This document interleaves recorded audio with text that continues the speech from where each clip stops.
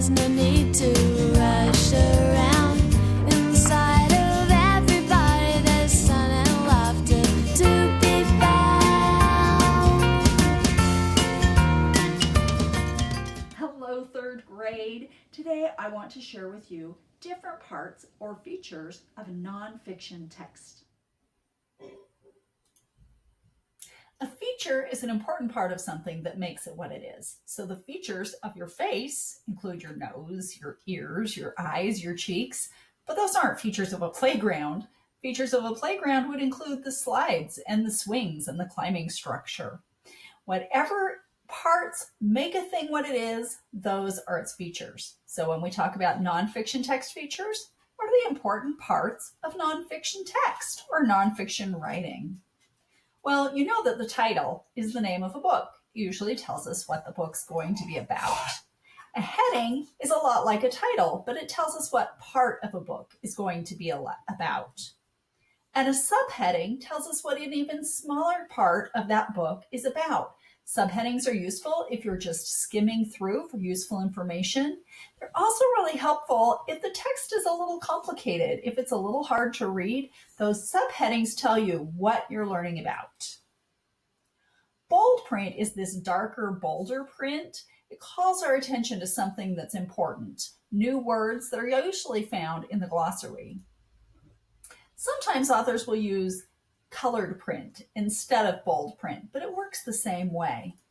So what's the glossary? A glossary is like a mini dictionary found in the back of the book.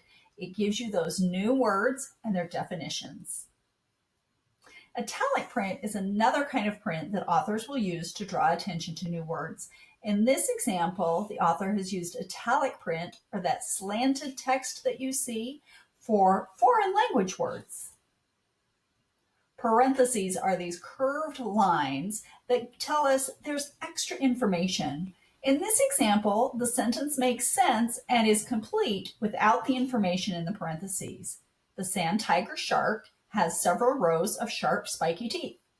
But the information inside those parentheses gives us even more information. We learned that a sand tiger shark is also known as the ragged tooth or gray nurse shark.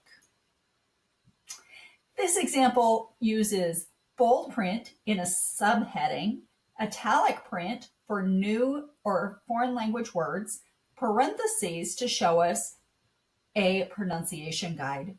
So these words are not in English. I don't know how to say them, but the pronunciation guide inside the parentheses tells me how to say it. So now I know that this word is pronounced Agidigbo. This word is pronounced Kokoma, and this is pronounced Juju.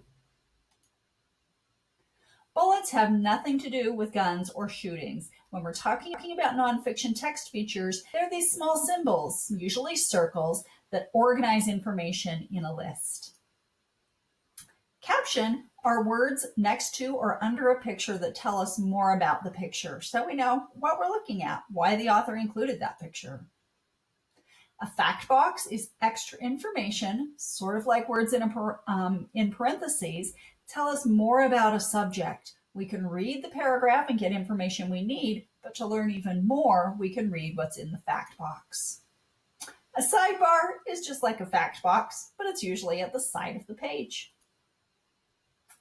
My younger students think that nonfiction books have to have photographs. Photographs of pictures made with a camera that shows us what pictures look like in real life. But sometimes authors will include illustrations. That doesn't mean it's nonfiction. I like this example because there's no way to cut a volcano in half and take a photograph.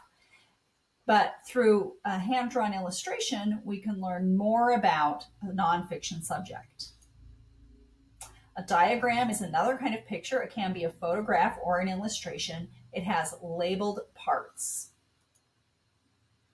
A graph gives us a lot of information very quickly.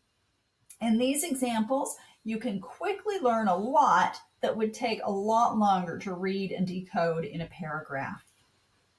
A table is another kind of graphic organizer usually used to compare things. In this example, we're comparing animals and plants. We're also comparing different places in the world. So Different animals. What are the animals and the plants in 3 different ecosystems? A map is also a graphic organizer. This is a map of the United States, but it's not a map of capitals or roads. This one shows us very quickly where most tornadoes occur. A timeline is kind of a combination of text and photographs that tell us how things happened over history, so events in time. A table of contents is usually found at the beginning of the book and tells us, my dog's barking. Hi, Ellie. Say hi to the students, Ellie. Good girl. The table of contents is found at the beginning of the book and lists the topics that are going to be discussed in the order that you'll find them in the book. It's a good preview of what you'll learn about. The index is kind of like a table of contents because it lists the subjects discussed in the book, but the index is found at the back of the book, and instead of being in the same order that you're going to find the information, it's an alphabetical listing.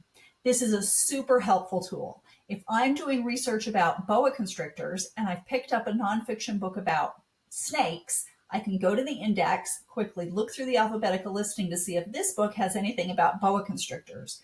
So if I'm only interested in boas or I'm doing research about boas, I don't spend a lot of time reading through a whole book only to find out it doesn't have what I'm looking for. I mentioned a bibliography when we talked about culturegrams. When you write or read nonfiction, your readers need to know, or you as a reader need to know, that the author is an expert on the subject. The bibliography tells you how the author became a subject. What sources did he use to learn about this before he wrote the book?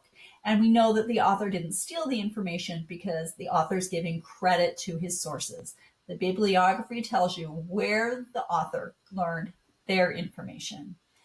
My challenge to you is next time you pick up a nonfiction text, see how many of these nonfiction text features you can find. There's lots of great nonfiction text available on Sora, and I'll include my library website link at the bottom of this video so you can find there's more links to lots of publishers that have made nonfiction available for free during our stay-at-home time. Have a great day.